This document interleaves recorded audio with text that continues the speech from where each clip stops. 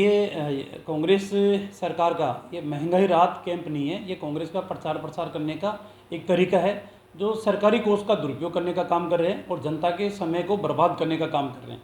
क्योंकि पहले भी अगर एक सरकार ने किसी योजनाओं के अंदर बढ़ोतरी की है तो उसके लिए कभी भी कैंप आयोजित नहीं किए गए। सरकार के पास सारे आंकड़े हैं। चिरंजीवी योजना के अंदर खाद्य सुरक्षा में जुड़े हुए तमाम लोगों के आंकड़े सरकार के पास है और जो 850 रुपये का जिन्होंने चिरंजीवी योजना के अंदर बीमा करवाया वो भी आंकड़े सरकार के पास है। चिरंजीवी योजना का लाभ सबको मिल ही रहा है। अब उनको रजिस्ट्रेशन के नाम पे भीड़ के अंदर बुलाना, इस गर्मी के अंदर बुलाना एक तरीके से जनता को परेशान करने का है और इनसे कोई फ़ायदा जनता का होने वाला नहीं है। जहाँ तक बिजली के सब्सिडियों की बात है तो बिजली की सब्सिडी आप पहले से ही ऑलरेडी देते आए थे तो उनके अकाउंट में देने की आवश्यकता है, तो उनको कैंप में बुलाने की आवश्यकता ही नहीं है। तो मेरे ख्याल से समय की बर्बादी है और सरकार के खजाने का जो पैसा है उसका दुरुपयोग करने का काम सरकार कर रही है। देखिए, बात बिल्कुल सही है कि महंगाई से रात का एक ढिंढोरा पीटने का काम किया है।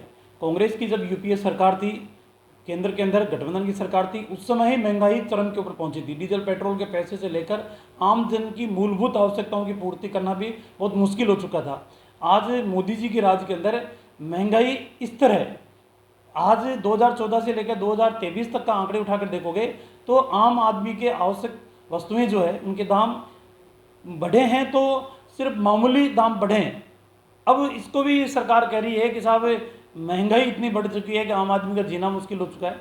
हमने तो जनता के वेलफेयर की योजनाएं, चाहे किसानों के खाते में पैसे डालने का काम हो, चाहे उज्ज्वला में निःशुल्क सिलेंडर देने का काम हो, चाहे जल जीवन मिशन के अंदर पानी पहुंचाने का काम हो, चाहे प्रधानमंत्री आवास योजना के तहत मकान देने का काम हो, हमने जनता के लोक कल्याणकारी योजनाएं उनकी दहलीज तक पहुंचाने का काम किया है। और कांग्रेस की सरकार सिर्फ तुष्टिकरण की राजनीति करने का काम की और तुष्टिकरण की राजनीति के साथ साथ सिर्फ जनता को गुमराह करने का काम कर रही है। बिल्कुल बात सही है कि कांग्रेस की सरकार गरीबों को दबाने वाली सरकार है, गरीबों का शोषण करने वाली सरकार है। आम आदमी की सुनवाई थानों के अंदर हो नहीं रही है। सरकार के नुमाइंदे जिनकी वजह से सरकार बची है वो आज थानों के, तहसीलों के, एसडीएम कार्यालय के ठेकेदार बन के बैठे हुए हैं। वो जनप्रतिनिधि जो विधायक के रूप में है, चाहे कांग्रेस के हो चाहे कांग्रेस सरकार को समर्थन देने वाले हो, वही वहाँ के राजा है। वो जैसा चाहते हैं वैसा फैसला कराते हैं। प्रशासनिक अधिकारी सारे उनके अधीन दबे हुए हैं। तो जिस तरीके से राजस्थान की सरकार विधायकों के माध्यम से शोषण करने का काम कर रही है और शोषित जो वर्ग है उसको और दबाने का काम कर रही है,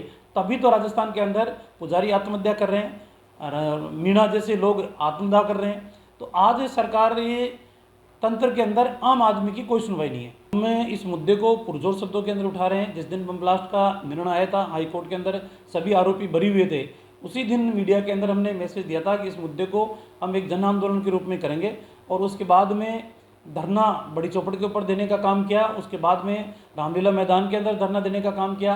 जो प्रभावित परिवार थे उनके साथ धरना देने का काम किया।